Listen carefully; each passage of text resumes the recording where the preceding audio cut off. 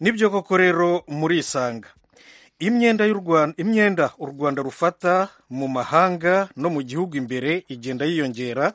Mu mpera z'umwaka w'ibihumbi 2017 iyi myenda yose yageraga ku mafaranga y'u Rwanda hafi miliyari 3,702. Kwiyongera biterwa n'iki? Ese iyi myenda iteza imbere ubuzima bwa rubanda uko byakabaye?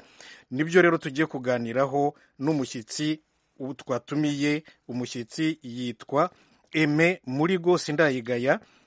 Amaze igihe kinini akora mu by'ubukungu, imari n'ishoramari. Muri iki gihe ni umusesenguzi mu by'imari mu ishami Treasury Group rya Sweden Bank i Stockholm muri Sweden. Simbatindiye rero mbazanire umushyitsi. Aime, uraho neza, urakomeye? Bwana Kamirindi, muranyumva neza? Yego, ndakumva neza rwose. Uraho neza? Ndaho ndakomeye rwose. Nuko nkuvuze gusa mu magambo abiri, ariko watubabarira ukatwibwira neza kurushaho gatoya. Amazina mwavuze neza. Ubundi numvise nyine munavuga n'ibyo nkora aha muri Sweden, ariko mbere yaho nyine nize ibintu by'ubukungu mu Bwongereza, ndetse ntangira akazi mu mabanki anyuranye yaho, harimo yitwa Halifax and Bank of Scotland, yitwa Lehman Brothers, muzi ko yuko yagize ibibazo. Nkora no mu bintu bijyanye n'isoko ry'ubukungu rya finance. Ngira n'amahirwe yo gukora nk'igihe cy'imyaka nk'ibiri muri Commonwealth, nkora muri Department Economy. Hariya i Londres mu Bwongereza? Yego. Ku cyicaro gikuru cyayo? Yego. Ubwo ndi mu Kanza n'ahangaha nyine muri Stockholm, nkora mu byo bita asset management. ni nk'ibigo bicunga amafaranga y'abantu bashaka kujya mu zabukuru. Ubwo rero mpavanza muri iyi banki ndi gukoramo. Nuko uri umuhanga nyine muri ibi ngibi, uri nararibonye muri urwo rwego. Mu kwezi kwa karindwi 2018 wanditse inyandiko ndende ivuga ku myenda y'u Rwanda. Nuko hanyuma rero iyi mibare niwe wayitanze. Nari maze kuvuga, nagerageje kuyishyira imyenda, nagerageje kuyishyira mu mafaranga y'u Rwanda gusa kugira ngo abanyarwanda bumve uko bimeze, ariko biragoye, ni menshi. Muri urwo rwego hakaba hari umuntu witwa Ngendahimana Jean Pierre watwandikiye kuri Facebook yacu ati ndakeka atari byo. Wenyine aravuga ko u Rwanda rutagujije aya mafaranga, ko atari byo, ahubwo ati nakwibaza ko ari nyine u Rwanda rufite ibibazo by'amafaranga, ntabwo ruyaguza. Ati niyo mpamvu y'izamurwa ry'imisoro ya hato na hato, ndetse umuntu ntiyabura no kuvuga kuri kiriya cyegeranyo cya banki y'isi cyo kunyereza ayo mafaranga aguzwa, cyane ko kenshi mu bumenyi bwacu buke twibwira ko ari inkunga. Iki cyegeranyo nacyo waragisomye? Ari gusobanura icyegeranyo, yego, kivuga iby'imfashanyo zinyerezwa zigeze kuri miliyoni 190 kuva mu 1990 kugeza mu 2010. Yego. Naragisomye. Cyose hari icyo wakivugaho? Yego rwose, nakurikiye n'ukuntu mwahamagaye abandi basesenguzi bakiganiraho. Nta bishyashya nakongeraho usibye yuko buriya numva yuko byaba byiza ko dusobanukirwa neza n'amateka y'izi mfashanyo, kuko urabona u Rwanda ni igihugu kimaze igihe, kandi ni ngombwa ko abadukurikira bajya bakurikirana bakumva iby'izi mfashanyo. Ni muri ubwo buryo rero buriya naje gusanga buriya u Rwanda rwagiye rufata imfashanyo kuva kera, kuva mu 1960, ku buryo zageraga wenda tuvuze nko kwijanisha 8% kuva muri 1960 kugeza muri 71, zirazamuka muri 73 kugeza muri za 90, bakabaha 13% y'ububumbe bw'ubukungu. noneho nyuma ya 94 babahaye wenda ubwo ngereranyije hafi nka 19% y'ubukungu. Urumva yuko yagiye yiyongera, kandi rero ayo mafaranga nubwo bavuga yuko anyerezwa, buriya afite akamaro, yari afite akamaro ku iterambere ry'igihugu, kuko iyo urebye nk'u Rwanda nyine nk'icyo gihe cya za 60, amafaranga y'imfashanyo 100% niyo yatumaga leta ikora imirimo yo kubaka imihanda n'ibintu binyuranye, n'amashuri n'amavuriro n'amashuri. Yego. Noneho mu gihe cy'1970 kugeza muri za 1994, 90% y'ayo mafaranga nayo yakomeje kuba amafaranga leta ishora mu bikorwa bya leta kugira ngo nyine ayo mashuri, iyo mihanda yubakwe. Ubu rero iyo urebye neza nyine kuva muri 90, navuga 94, 96 byagiye ari 100% nyine amafaranga menshi yagiye akoreshwa ari imfashanyo. Ariko navuga yuko bigaragara ko guhera nko mu 2008 n'9 ayo mafaranga y'imfashanyo yagiye agabanuka ku buryo yavuye ku 100% agera kuri 48%. ubwo ndi kuvuga 40%, ndi kuvuga amafaranga leta ishora mu guteza imbere no mu bintu bijyanye n'ubuzima n'iterambere. Yego. Ubuzima bwa rubanda. Ndaza kwasobanura nubwo izo mfashanyo zisa nk'izagabanutse, aho ngaho ndaza kwasobanura neza kugira ngo abantu babyumve, kuko aho icyo nicyo gihe tunabona yuko n'inguzanyo nazo ziyongereye. None se imfashanyo n'inguzanyo biratandukanye rero ubu ngubu, nk'uku Ngendahimana Jean Pierre abyibaza, biratandukanye. Imfashanyo nayo ni amafaranga leta ihabwa ku buntu yo kuyifasha gusa, noneho hakaba n'inguzanyo. Yego. Imfashanyo ni amafaranga leta ihabwa ku buntu, yagiye ihabwa na banki y'isi, ariko rero yagiye inahabwa n'ibindi bihugu.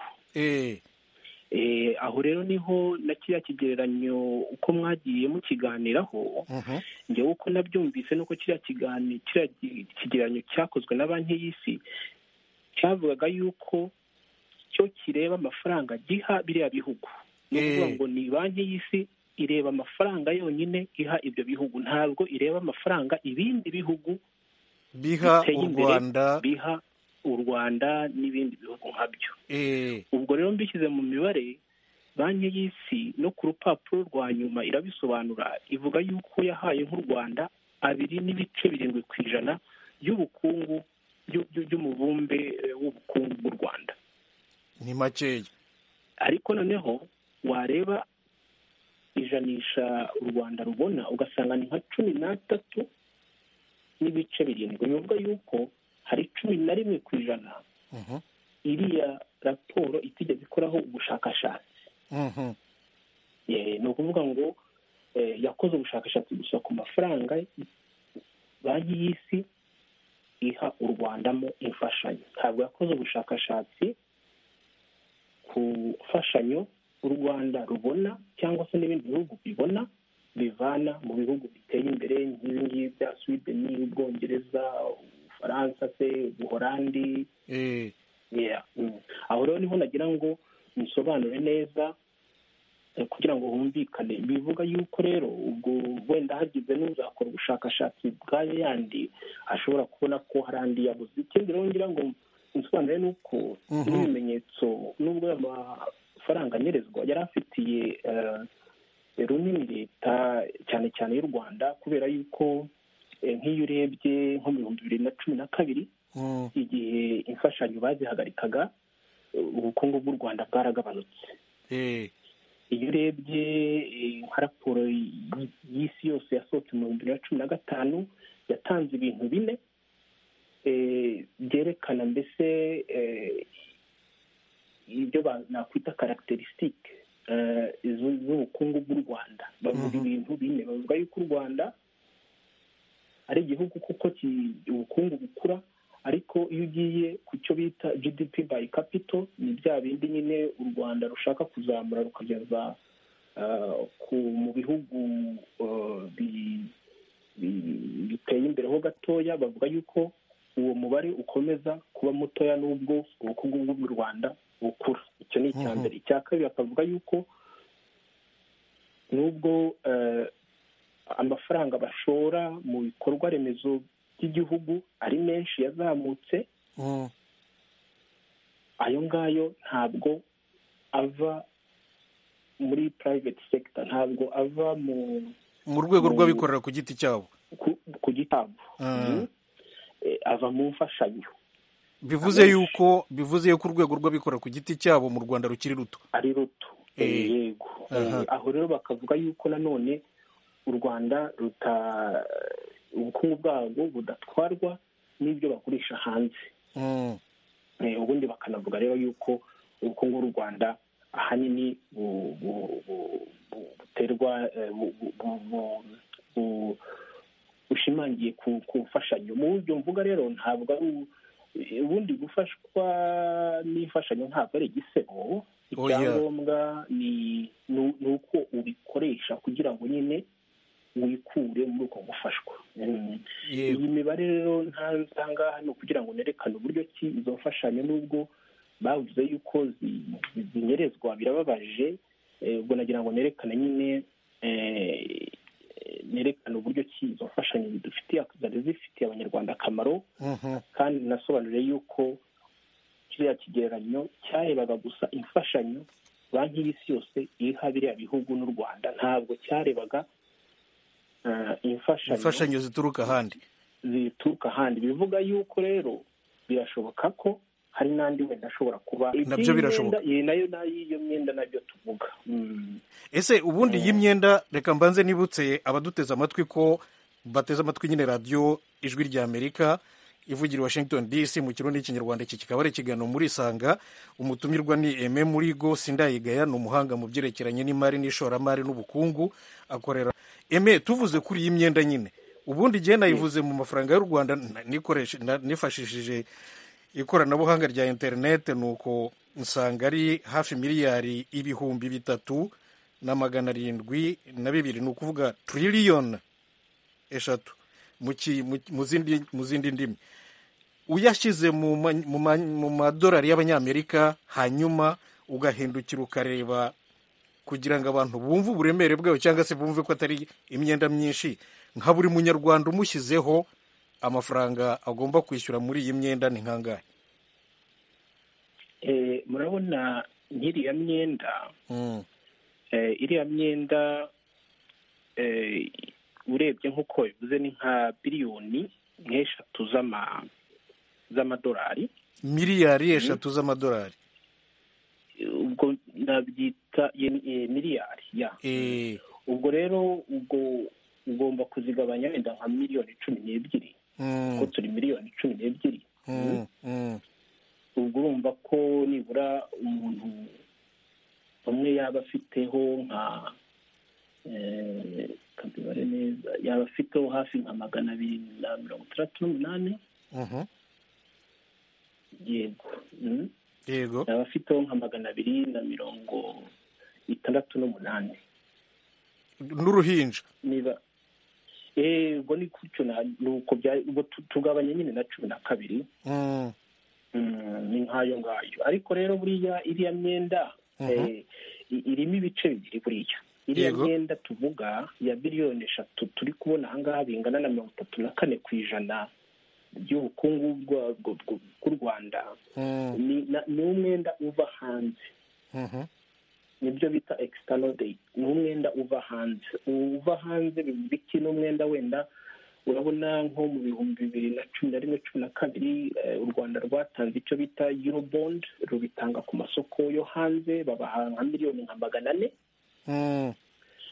Ubwo nguwo ni umwenda wo hanze. Ariko rero hari n'indi myenda mujya mubona nyine bavuga bati leta y'iki gihugu yahaye umwenda leta y'u Rwanda. Hari n'ubwo na World Bank mu 2016 ahari yatangiye gufata imfashanyo izihinduramo inguzanyo. ibyo byose rero nibyo bita external debt. Noneho rero kuri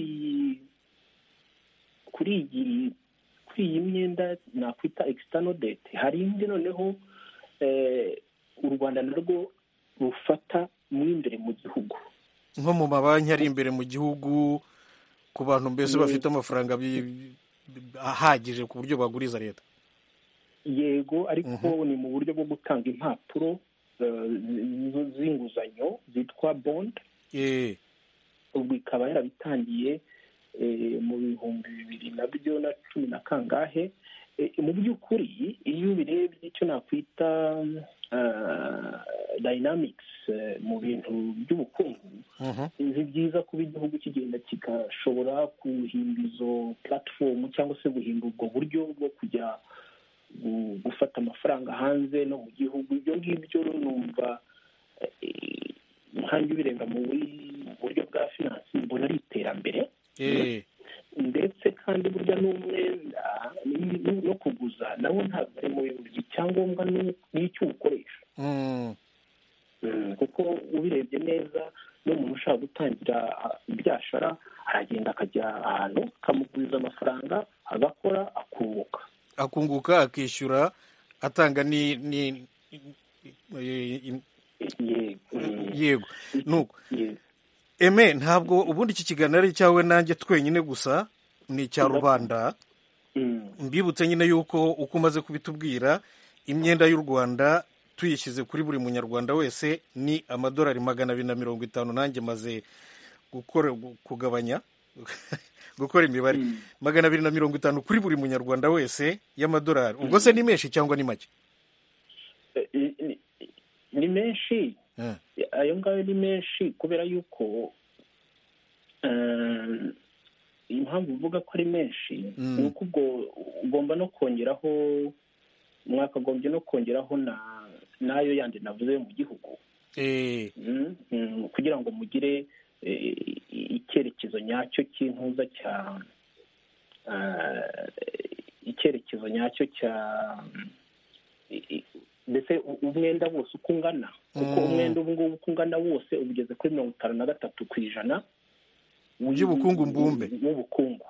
Uko tuzi rero ubukungu bw'u Rwanda ubu ngubu bugomba kuba bugeze nko muri biliyoni 9. Ubwo turi kuvuga hafi nka biliyoni 4, hafi 5. Ijwi rya Amerika, yego.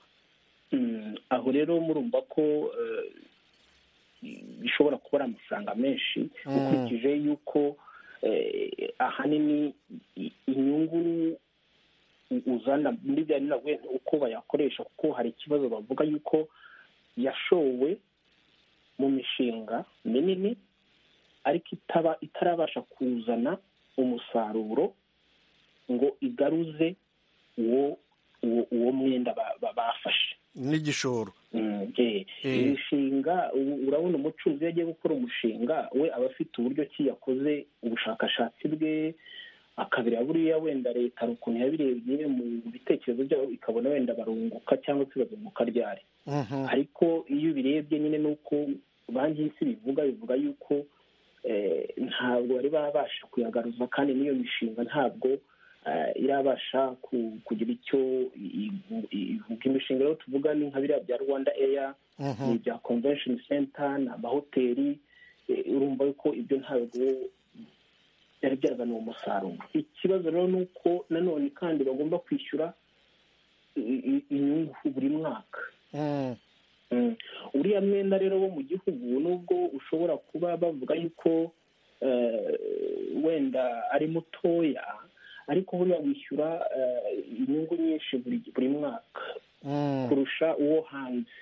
Kandi rero ufite n'ingaruka mu gihugu, kubera yuko niba wishyura inyungu nyinshi ni ukuvuga ngo ba bandi babikaga amafaranga muri banki bazajya kwigurira za mpapuro, noneho amafaranga abure muri banki. Bivuga yuko uzashaka kuguza amafaranga ngo atangire ibyashara mu Rwanda bazamuha igiciro cyo hejuru.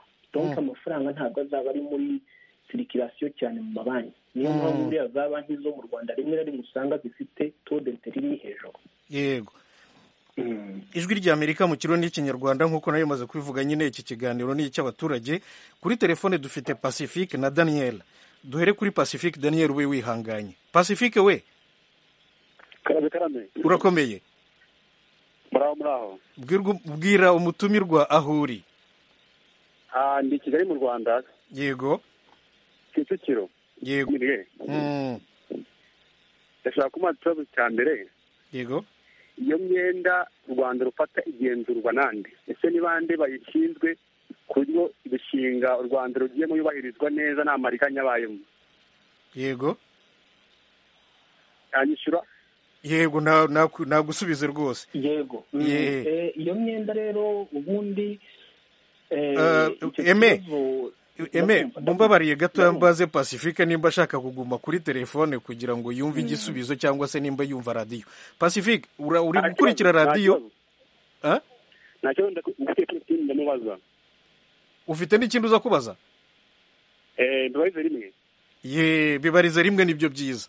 Kugira ngo dutange umurongo nimba uri gukurikira radio uze kumva ibisubizo, ariko umurongo wa telefone tube tukuyeho dushaka abandi. Nacyo kibaze. Ikindi cya kabiri namubazaga, hari imishinga itangirwa mu turere, ugasanga bubatse n'amavuriro, amashuko bitarangira, mbese wa muntu ubuze kumbwira ugenzura iyo myenda ya leta akora iki kugira ngo ya mishinga atangiwe n'abaganga rwiyemezamirimo ibashe gushyirwa mu bikorwa? Kuko hari igihe rwiyemezamirimo afata ahantu ho gukora ugasanga ateye igihombo leta bitewe n'uko yambuye abaturage cyangwa se n'izindi mpamvu runaka. Ndetse leta yohereza gute abashoramari mu gukora ibyo bikorwa remezo? Iki nta mubazo kimwe. Ariko se ko ushaka kwiharira yego kibazo. Iyo myenda u Rwanda rufite ibicuruzwa mu gihe kingana kugira ngo bibe byabonetse, kuko bishobora guteza ikibazo igihugu kandi bitari ngombwa. Murakoze. Urakoze nawe Pacifique. Murakoze. Eme umwanya ni uwawe. Rwose Pacifique abajije ibibazo byiza kandi biteye amatsiko, kandi nanjye ntababeshye rwose binteye amatsiko. Ariko urabona nk'ikibazo abaza ati ni gute bayigenzura, batese ni gute batanga ako kazi ko kugira ngo bakore ibintu ibikorwa remezo by'aya mafaranga. Ibyo ubundi ni ibibazo umuturage akagombye kubaza leta. Ngewe ntabwo ndi leta, ariko noneho icyo nababwira ni uko hari umugenzuzi w'imari ya leta asohora raporo buri mwaka. Yabitangiye mu 2002. Muri izo raporo nubwo atavuga ati aya mafaranga ni ay'imyenda, aya mafaranga ni ay'imfashanyo, ariko agerageza gutanga uko amafaranga yagiye akoreshwa, ndetse akagenda avuga n'amafaranga yagiye abura. Abura ari ukubera ko yanyerejwe? Anyerezwa rwose. Hari nk'ibyo yita ngo amafaranga atarabonye mbese impamvu zisobanutse, impamvu yasohotse, kuko nta cyaba yarakoze kigaragara. si ukuvuga ko ntacyo yaba yarakoze, ahubwo ni amafaranga nyine avuga ati aya ngaya ndabona yarasohotse, ati nkeneye ndetse nk'ibintu nka dokima zivuga ziti yasohotse kubera ino mpamvu, bikabura. Dokima ni impapuro. Impapuro zikabura. Ku buryo rero aho ngaho nigeze kumva mu kiganiro muvuga yuko muzamutumira. Muzagerageza mukamutumira, yabisobanura neza kundusha, kuko urumva yuko we abikoramo, ngewe ntabwo nkora muri leta. Ndetse n'aho ngaho agenda atanga na za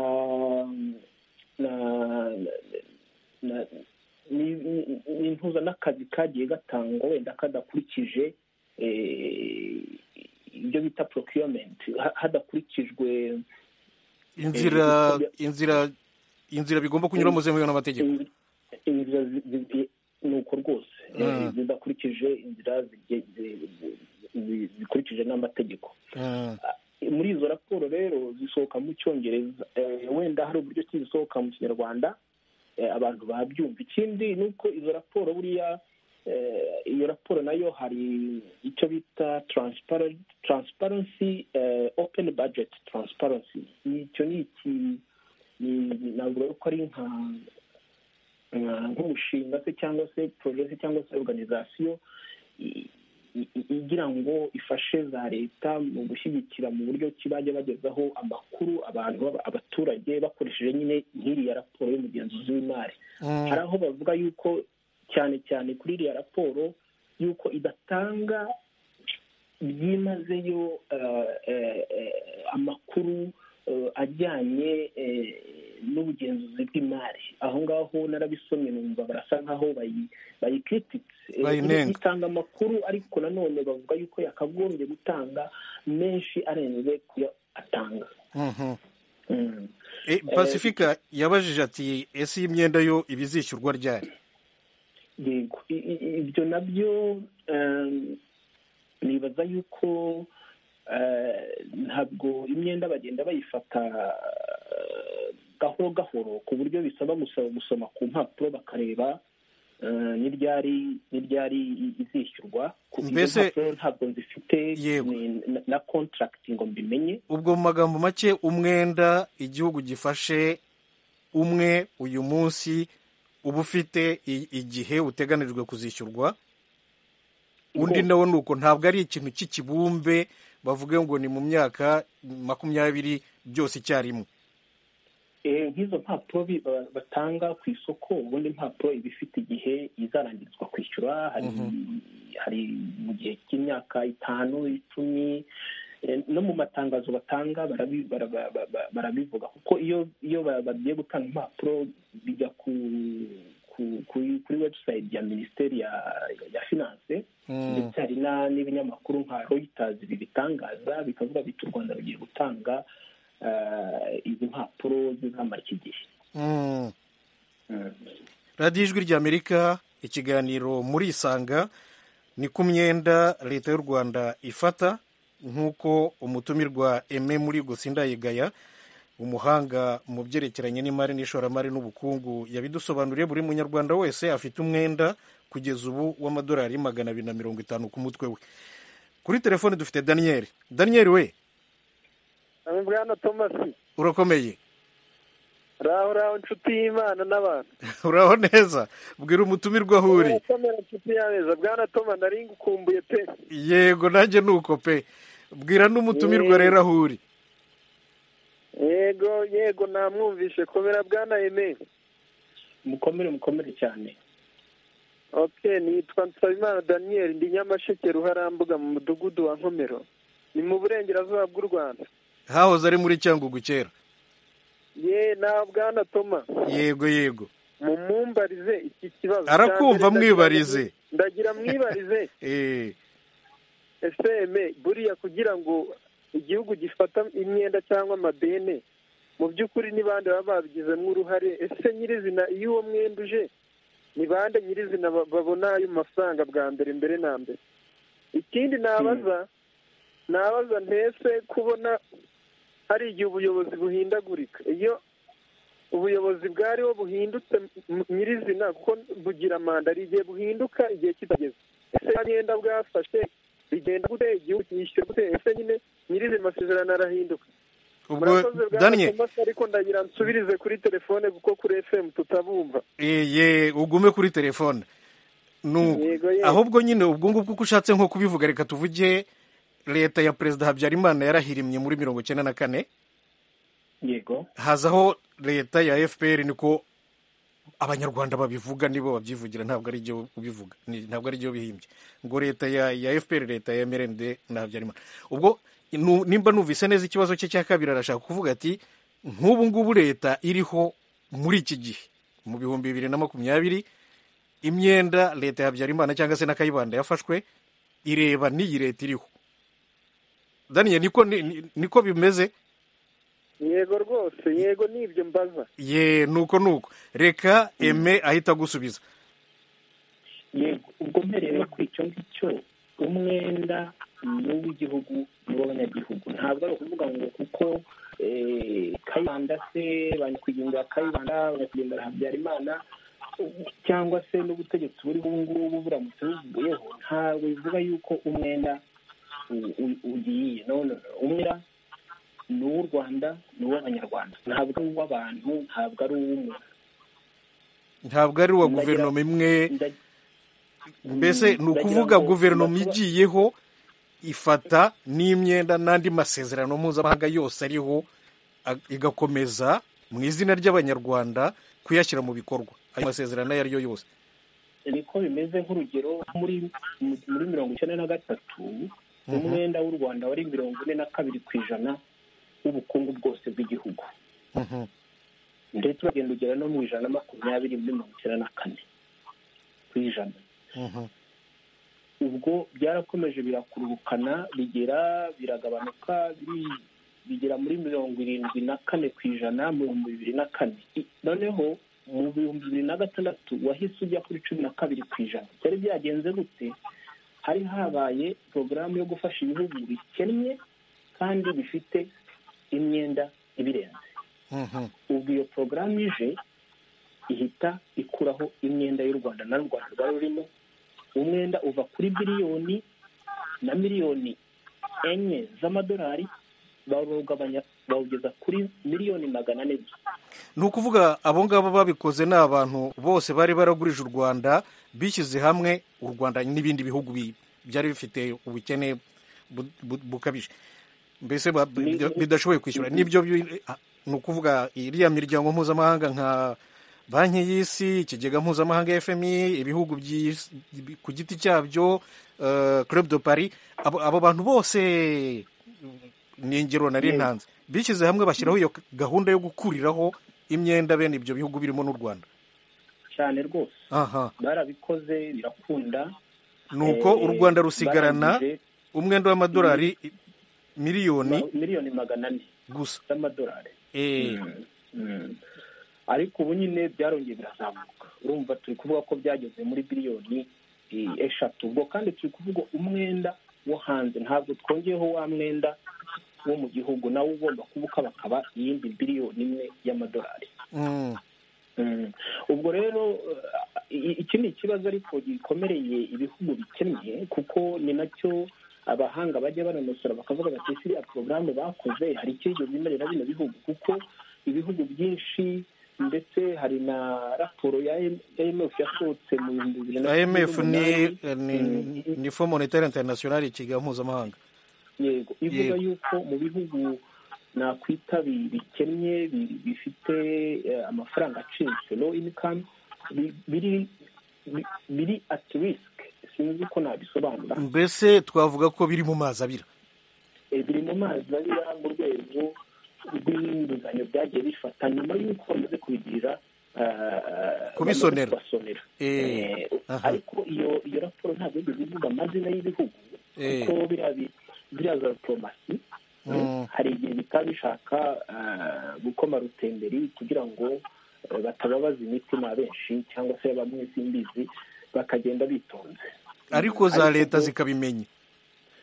ariko nyine uvugwa aba yiyumva nyine, kandi rero urumva iyo ibintu bizamutse bikava kuri 12% nka kesi y'u Rwanda mu 2006, bikaba biri muri 53% mu gihe cy'imyaka iri hafi 10. noneho bakaba banavuga bati amafaranga mwashoye ntabwo ari kuzana inyungu nk'uko bimeze. ukabona ndetse nta nubwo ari na World Bank cyangwa IMF bivuga gusa. urabona muri article nanditse natangaga ibyitwa Jubilee impuza organization iba mu Bwongereza yabivuzeho, ivuga iti u Rwanda ruri mu mazi abira, n'ibindi bihugu, ntabwo ari u Rwanda gusa. ubwo navugaga nyine organization yitwa Jubilee Debt Campaign. hari n'ibindi byitwa za credit rating agencies nka za Fitch, Moody's, nazo zigenda zitanga uko u Rwanda rumeze mu rwego, niba ari igihugu gishobora kugurizwa amafaranga, bakaruha icyo nabita kategori. nawe kuvuga icyiciro, nukomeza kuguza amafaranga menshi dufite urwaye yuko utazashobora kwishyura, ugatuma rero bishobora kwafekitinga igipimo tuguha. Urumva ibyo byose ni ibintu umuntu ahuza nk'amakuru, noneho ukagerageza kumva uko bishobora kuba bimeze. Ariko rero nanone ku rundi ruhande ntabwo tutabivuga yuko nanone World Bank na IMF ku giti cyayo nayo ifite ukuntu ikora analize yayo, ivuga yuko nubwo imyenda y'u Rwanda yiyongera kuri ako kageni, ivuga yuko u Rwanda cyane cyane imyenda iva hanze idateye inkeke.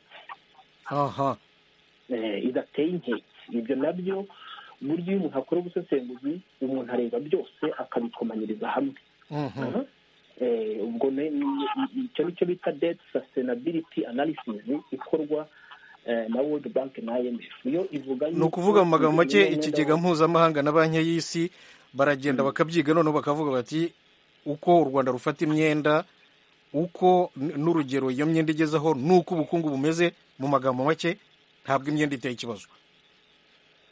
Yego, ariko nyine biratangaje kuko iyo usomye raporo ya World Bank buri gihe ivuga yuko ikibazo u Rwanda rufite mu iterambere ryacyo mu bihe bizaza gishobora kubakumira ari iyo myenda. Ku buryo nyine iyo umuntu asoma izi bintu ni ngombwa yuko umuntu agerageza kumva agakusanya n'amakuru. Niyo mpamvu rero World Bank na IMF isa nk'uyishyira iruhande, nkajya kureba nk'ibi bya Jubilee Debt Campaign kivuga, nkajya kureba icyo Fitch na Moody's bavuga, bo ukabona nabo bari kuvuga bati iyo myenda ni myinshi, nimukomeza kuguza turagabanya iri.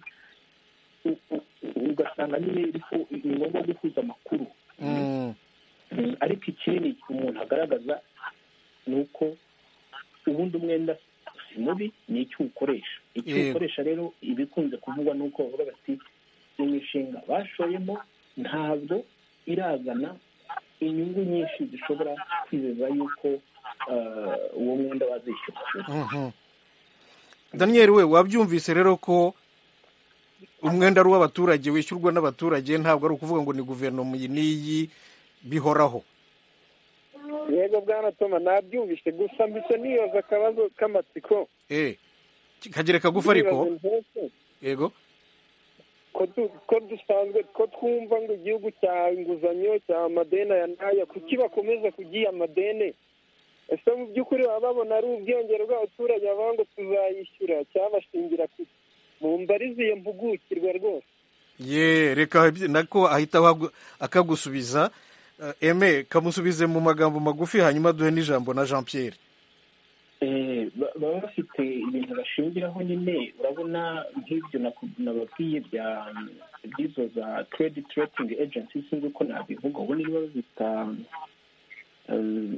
izo nyine ziguha ikikuranga cyerekana yuko uri umuntu uhagaze neza mu rwego rwo ku mufuka, ukaba ufite mbese ubuziranenge mu kugurizwa amafaranga. Urumva izo ni za organization zikora za analize, zikareba nyine ubukungu bw'u Rwanda, zikareba uko u Rwanda ruhagaze mu rwego rw'amafaranga yinjira, bagakorera ibihe bizaza, bagakora ibintu by'ubusesenguzi birebire, noneho bakavuga bati dore uko bimeze. Ibyo bintu rero iyo bimaze kuboneka, u Rwanda narwo nyine barahaguruka nyine rukavuga tuti twebwe dushoboye ibi.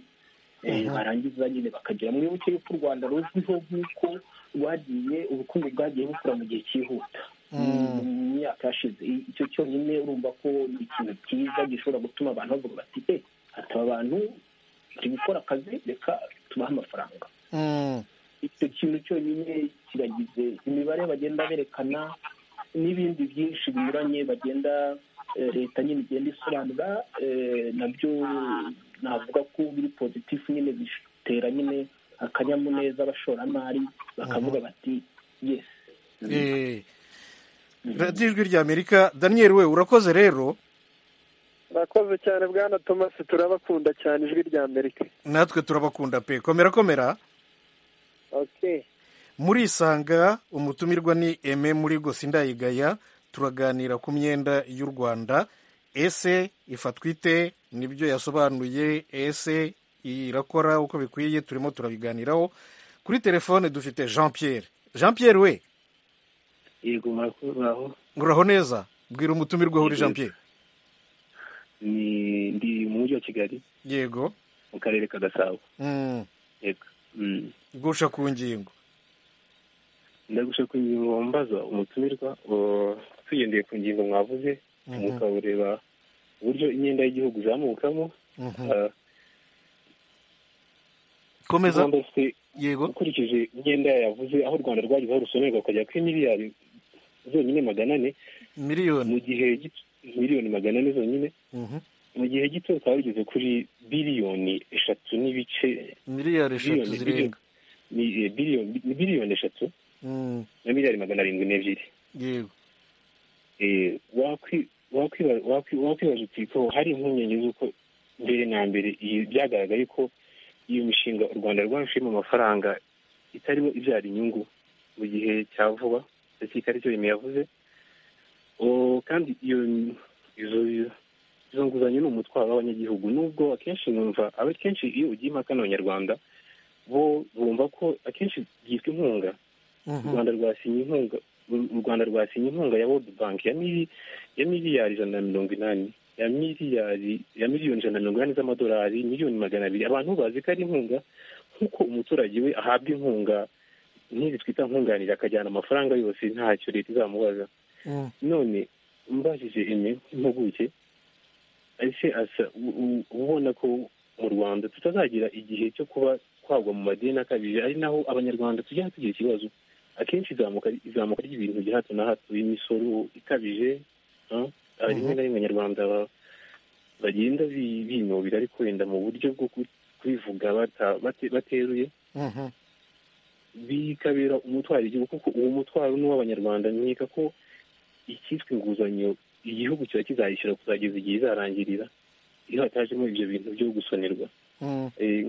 Nkabaza impuguke nka Aime niba itabona, niba arebeye nk'abanyarwanda asanga izo nguzanyo ko bizamuka bitabira umutwaro igihugu, bigatuma n'ubuzima bw'igihugu burushaho, abanyagihugu burushaho kujya ahakomeye cyane. Jean Pierre urakoze. Urakoze cyane. Aime, umwanya ni uwawe rero.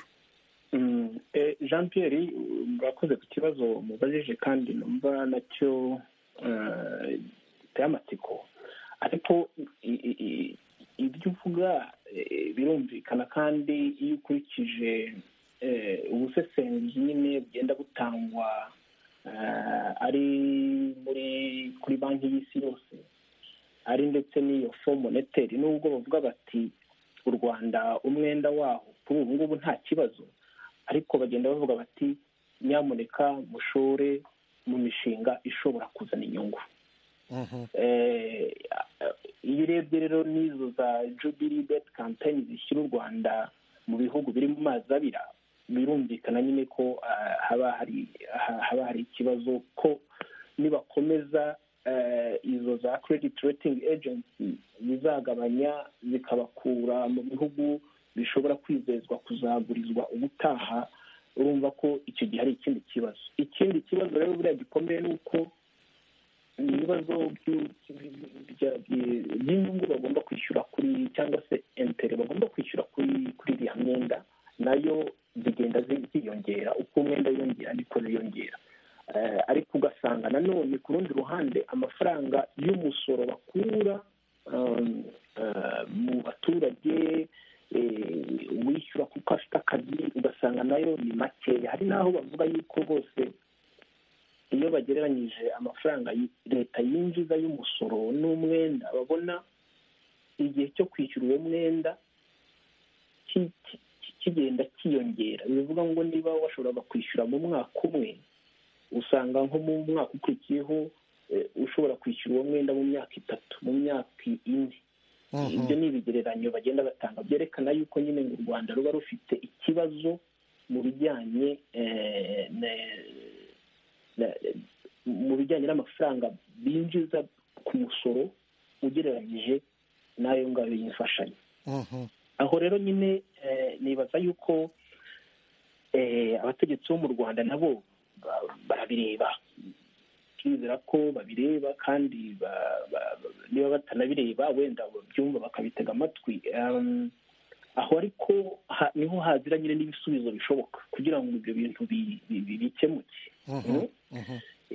Nk'ubwo nk'ikigereranyo cy'umugenzuzi w'imari cyerekana amafaranga atakara, cyerekana amafaranga agenda mu bintu nk'ibyo navuze hejuru nyine, ugasanga amafaranga yagiye, ugasanga nta mpapuro ziyasobanura, yagiye yateye, ugasanga nkurikije uko nabibaze guhera nko mu 2002 kugeza wenda nko mu 2017 umuntu yavuga ko umuntu agereranyije u Rwanda rutakaza nka miliyoni 15 buri mwaka z'amadolari ku mwaka. Ayo ngayo ni amafaranga yakagombye gukora ibindi bintu. Nk'urugero urabona nko mu 2016 u Rwanda rwigeze kugira ikibazo ahanini gitewe, bavuga ko gitewe n'ibyo bacuruza hanze. Wagereranya n'ibyo batumiza hanze n'ibyo bacuruza hanze, ugasanga nta madovize bafite, ku buryo nyine habaye ikibazo biba ngombwa yuko Fond Monetaire ibaguriza akayabo k'amafaranga ageze nka miliyoni 200 kugira ngo u Rwanda rushobore kugira amadovize, kugira ngo rushobore kugira amadovize, kugira ngo nyine rwiyubake, kubera yuko ayo madovize yari yabuze no muri banki nasiyonari, ibyo bita reserve bisa nkaho biteye, twabyita nk'ishingu, amafaranga igihugu kiba gishinguye muri banki y'igihugu. Yego. Ubwo rero aho ngaho iyo urebye nk'izo miliyoni 200 noneho ugafata izo miliyoni nka 15 batakaje mu myaka 10, urumva yuko rero tugeze muri miliyoni 150. noneho uvuga ngo utakaje 150 mu myaka 10, mu mwaka umwe ugahita uziguza. Aho rero urumva ko haba harimo ikibazo. Bivuga ngo kugira ngo ibyo bintu bitaba, hagomba kuba ingamba zifatika z'ukuntu ari amafaranga umugenzuzi w'imari ahora avuga ati yagize ayo mafaranga agabanuka, kuko u Rwanda ntabwo rukize, tugomba kubyemera. Ni ukuvuga ngo na gakeya dufite ntabwo kagombye gutakara. Ikindi rero hari n'ibindi bintu bita ngo illicit financial transaction. Ayo ni amafaranga ubundi agenda mu buryo budasobanutse. Yego.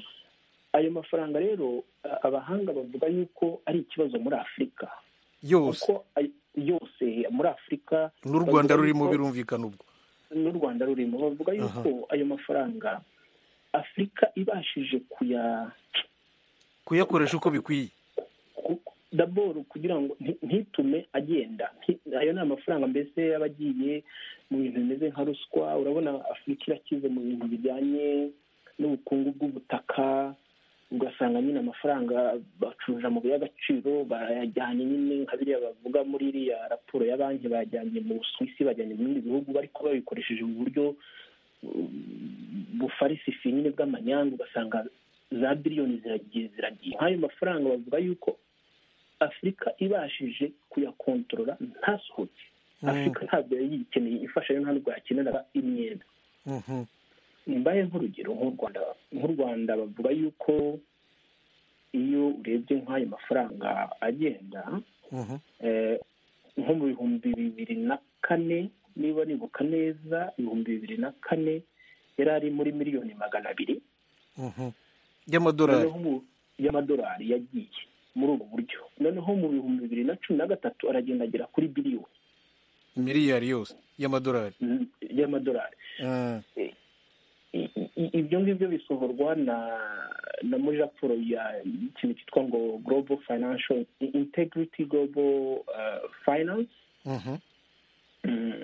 Yasohoye iyo raporo mu 2015 niba nibuka neza. Ubwo rero urumva nk'ibyo ngibyo ayo mafaranga babashije kuyakumira. Miliyari nzima y'amadolari ntasohoke kandi mu buryo butazwi, akaguma mu gihugu mu kwishyura abayasohoraga, niba ari n'ibintu bacuruza cyangwa bashaka bakishyura umusoro wayo, cyangwa se bakakoresha mu bindi leta ikayagaruza.